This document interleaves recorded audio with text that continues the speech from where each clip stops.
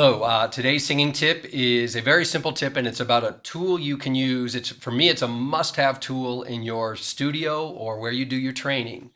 I do my training, there's really three different parts to my training. I do my vocalizing, the vocal exercises to scales on MP3 files. Then I use this great tool that I'm about to tell you about for another 10-15 minutes, but then off and on during the evening, I'll return to it. And then I do song work, but song work where I'm not just singing songs for performance, I'm paying attention to things that are technique related. And I mix in some vocalizing and experiment with different vowel sounds while I'm singing songs. And it's more part of my training than part of, say, performance training. It's more technique training. So the tool I'm talking about is right here on my lap. It is a keyboard. I've numbered these keys for a different video, but get yourself a MIDI keyboard. There's a couple different kinds. The main distinction between keyboards is whether or not they have speakers in them and they can play sounds right out their own speakers. This cannot. This is called a Midi controller keyboard, or a controller only. And so it has to be connected to your computer, and then it'll play through something like GarageBand on the Macintosh. I use Logic Pro on the Macintosh, and I'm sure Windows has free programs as well. But you connect it to your computer, choose whatever instrument you want, like a piano sound. Normally, I just use a piano sound.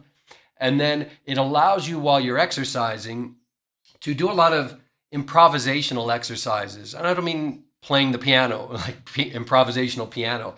I mean, you can, when you know the areas or the regions of your voice you're trying to work on, you can, of course, work on them with the MP3 files, but those usually cover a larger area of your voice.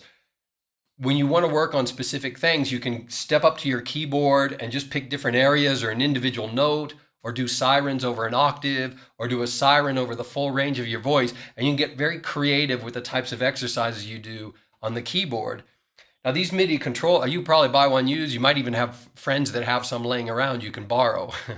But used probably for $50, you can get a good 4-octave, 5-octave, I think this is a 5-octave keyboard. And even new, these controllers that have no speakers in them might cost $100, maybe even a little under. So really, for the price of a single private voice lesson, you can get a tool that you're going to use for years while you're doing your training. And then, of course, you can use it for creating music or whatever else you want to do. But mainly, I wanted to let you know that having a keyboard is essential. I think it's probably the first money you should spend when you're beginning to train your voice, when you're getting serious about dedicated, regular vocal training. Okay, so that's the singing tip for today. Get yourself a keyboard and have a great day.